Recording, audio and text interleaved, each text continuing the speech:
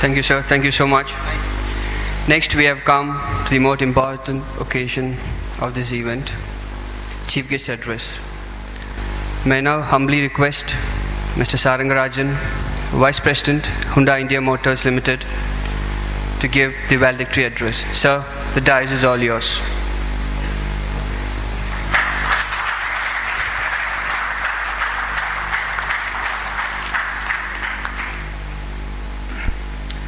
Mr. P.K. Mohammed, Chief Technologist, Mr. John Devadasan, Plant Head,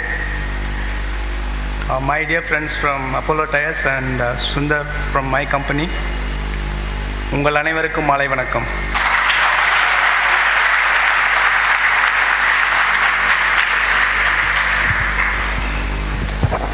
First of all, I went around your plant with your plant head. I was very, very happy, very, very satisfied.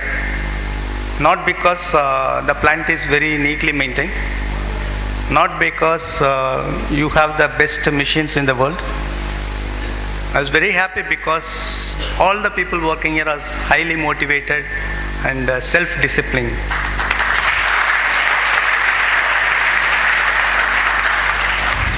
So somebody said that motivation is like taking a bath. So every day you have to take a bath. Similarly, every day you have to be self-motivated. It is not that only one day you are motivated and it will last for a lifetime. It will not. I think, but all the happenings and all the support within the Apollo will help you to keep the motivation level very high. And again, I take this opportunity to congratulate Mr. John and Mr. Rajkumar of Quality for conducting such an excellent quality fest at the end of the quality month. Quality has come a long way, like Mr. John explained. Earlier date used to be only inspection, then quality control, then meeting the specification, then quality assurance, then delighting the customer. All those things have happened. But still nobody has reached what is exactly the quality. But all of us should understand that quality is an emotional issue. It is not a logical issue. And almost all of us here are technical people. And unfortunately, we understand the logics and specifications better than emotions. If you see the quality level of the customer expectation, for example, from car, all of you can correlate with the car. There are no cars which are making these days suddenly break down, the engines don't start, or the coolant leakage or oil leakage, or suddenly the locks don't open. All those things don't happen. But the customers differentiate the quality of the car by the feeling. Some customers say that my steering wheel feels very good. Some customers say that the attitude of my car is very good. That is why I like it. I don't think any one of us, including me, understand when the customer says the attitude of the car is good. But when he says the tire pressure instead of 30 it is only 20, I can understand very easily. Similarly, when you come to the tire, which you can correlate, nowadays no tires suddenly burst, the side wall cracks, or the tread peel off, no. The difference between a very good tire and a normal tire is that customer like the tire feel. He says that, oh, my tires don't make sound even on any road. So the people who succeeded or who continue to succeed understand the emotional quotient of the customer. This is very important, but I think all the ingredients are set in Apollo Tyres. For all of you to understand the emotional needs of the customer so that you will succeed. Briefly about my personal experiences.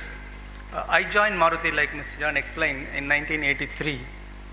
And when I joined Maruti, there was no hesitation in which department I am going to join. Because I was the first batch to join, so we had all the options. We can take any department we want. But personally, I opted for quality control or quality assurance department. Simply for the reason is that at that time, Japanese products were known for quality. Japan is known for quality. So I did not know about manufacturing engineering, production engineering, process engineering, foolproof, nothing. I know that Japan means quality. That was the emotional decision I took, that to join a quality department. And also I was fortunate enough to visit Japan in 1985. When I visited 1985, I was there for nearly 4 months as a part of a training. It was the biggest learning for me, biggest eye-opener. At that time, the Japan was virtually ruling the world with their products. Anything you touch, it has to be Japanese, whether it is a VCR or TV or audio or calculator or watches, everything is Japanese. Then sincerely I was thinking and imagining when India will reach this stage. But I was sure at that time it will never reach that stage in my lifetime. But will it reach? Is that one of the things that was happening with the Japanese is that they were setting up the plant manufacturer in India, and also you're known for quality. So all those things we cannot even imagine 1985 or 1990 that India can do it. I think I should congratulate all of you for taking that step, which will help us to reach what I was dreaming in 1985 that India can do. Again, congratulations. But that is not enough. Well, let's go back to again 1985. I like that period, 1985 or 1986. That was the time the technology was about to come. It was just peeping in. None of the things what we have was existing, including mobile phone or computers or internet. Nothing was existing. But that was the time it was coming up.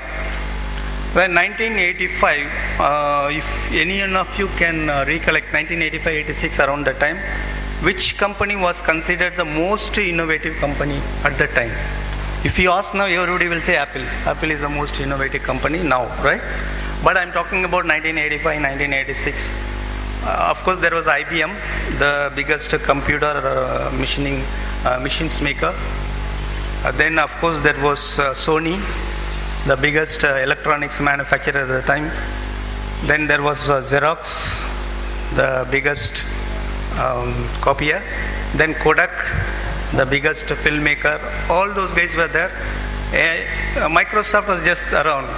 All of us know that MS-DOS was the important operating system, but we did not know MS means it is a Microsoft. We just say MS-DOS because Microsoft we did not know. And Apple means at the time we know it is only an apple a day keeps the doctor away. We never know this apple. So that was the time, but the most innovative company in 1985-86 was, I am 100% sure none of you heard about that company, a company called Smith Corona. Smith Corona, why it was the most innovative company like what Apple is now, is that they were making the best typewriters in the world at that time. Can you imagine a company without a typewriter? Now you cannot imagine a company without a PC. Similarly, in those days, you cannot imagine a company without a typewriter. They were making the best typewriter in the world, whether it is electrical, electronics, memory, self-correction. All those things, they were the first one to introduce. But now, they are buried. They are bankrupt. In 1985-86, what did they do is that they thought they are the best and nobody can do anything to them. There was a discussion, if you go and read about Smith Corona, they will say that Acer company, you know the computer company, they make the Acer brand, which is world's maybe 5th or 6th.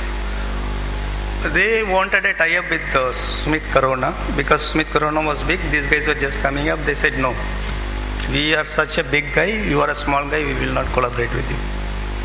So what has happened, Smith is in the top, Acer is in top 10 and these guys are bankrupt.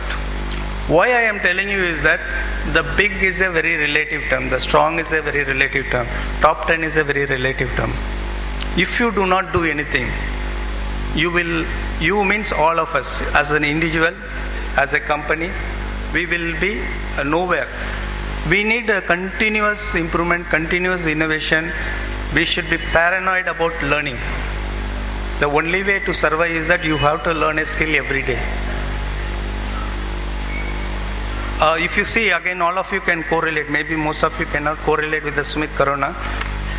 Can you imagine if I ask you who was the biggest camera manufacturer? Maybe 5-6 years ago, it was very clearly either Canon or Nikon. Okay. Now the biggest camera manufacturer is in Apple and Samsung, not Canon or Nikon. Similarly, the biggest music seller is not HMV or Sarigama or T series. The biggest music retailer is Airtel. Similarly, you do not know from where the competition is going to come, from where it is going to knock you off. Similarly, if you think about what is the biggest competitor for Singapore Airlines or Lufthansa, it is not definitely Air India. It is Cisco. So what do the Cisco do? Cisco make an excellent video conference equipments. So most of the more than 70% revenue comes from business travelers for the aircraft industry. The aircraft industry is going to a most difficult time, not because of Malia's happy days. It is really a problem for them because of you don't have to travel to your plant in Thailand or Holland or Baroda. You can have an excellent video conference sitting here. That is the reason the aircraft industry is in difficulty. So imagine you do not know where your competitor will come from. Tomorrow, tire industry, who is going to be the competitor for tire industry? You should be prepared. It need not be MRF only. It need not be only Bridgestone. It can be anybody. The way it has happened in the last 2 to 3 years, it can be anybody. And also, if you read our future forecast for India, we are going to be the number 2 automobile manufacturer in the world in another 15 years. Now we are making and selling about 2 million cars, and we will be making and selling 20 million cars in a year. That is about 2 crores. So all of us have a very bright, all of you have a very bright future in the next 15 years. If you see, in the next 15 years, you will be around 40, 45 years, and you have an excellent opportunity. I think what I heard from Mr. John is that you get all the facility to study, improve your qualification, improve your skill, enhance your man managing skills. All the opportunity is there. You should utilize so that the future India is waiting for you. I'm sure all of you will have bright future, and Apollo Tyre will have a much brighter future. Wishing you all the best. Thank you very much.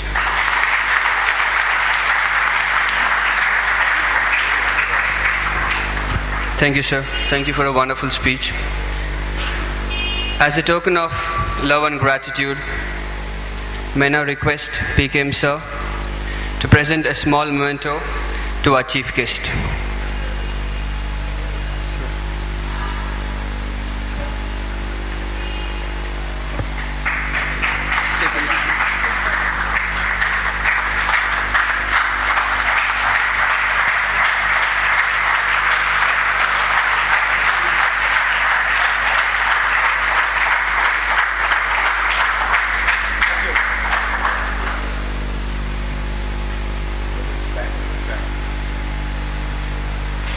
Thank you, sir. I think all the award-winning participants will be